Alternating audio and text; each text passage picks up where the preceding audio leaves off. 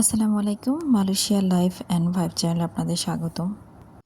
অনেক দিন থেকেই ভাবছি মালয়েশিয়া যেহেতু আমি থাকছি, তাই মালয়েশিয়া সম্পর্কে আমার দর্শক বা শ্রোতাদেরকে অনেক অনেক তথ্য দিয়ে সাহায্য করব। আমরা অনেকেই আছি যারা বাংলাদেশে থাকি এবং মালয়েশিয়া আসতে চাই বা অন্য যে কোনো দেশে যেতে চাই। তখন ওই দেশ সম্পর্কে অনেক তথ্যের আমাদের প্রয়োজন হয়, যেগুলো আমারও প্রয়োজন ছিল যখন আমি বাংলাদেশে ছিলাম।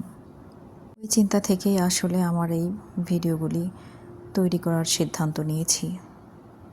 যাই হোক, আজ যেতে যেতে এমআরটি স্টেশন থেকে একটি ভিডিও করলাম। ভাবলাম আমি কিভাবে প্রতিদিন আমার ইউনিভার্সিটিতে যাই। অবশ্যই আমি এখন ইউনিভার্সিটি যেহেতু অন ক্যাম্পাস জবে আছি, তাই আমাকে প্রতিদিন একই সময়ে যেতে হয় এবং কুয়ালালামপুর থেকে আমি যখন সেলাঙ্গোর যাই আমাকে অনেকটা পথ এমআরটি এবং এলআরটি করে যেতে হয়। অফিস টাইমে খুবই জ্যাম থাকে, অনেক মানুষ থাকে, সবাই কাজের সন্ধানে বের হয়েছে, সবাই যে যার কাজে যাচ্ছে। বাট একটা বিষয় খেয়াল করলাম, এখানে কিন্তু কেউ কারো গায়ের সাথে লাগবে না, কোনো ধাক্কাধাক্কি হবে না। প্রচণ্ড ভিড় থাকা সত্ত্বেও যে যার স্পেস অনুযায়ী চলবে। এটা হচ্ছে বাংলাদেশের বাইরে যখন আমরা বের হই তখন সবগুলো দেশেই আমরা এই নিয়মটি দেখতে পারি।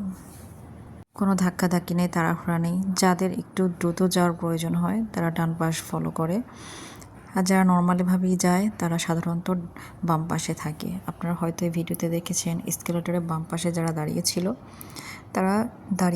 তারা হাঁটছিল না। বাট যাদের একটু তাড়াতাড়ি যাওয়ার প্রয়োজন তারা ডান পাশ দিয়ে হাঁটছিল। যেতে যেতে অনেকগুলো কথাই বললাম। ভালো লাগলে লাইক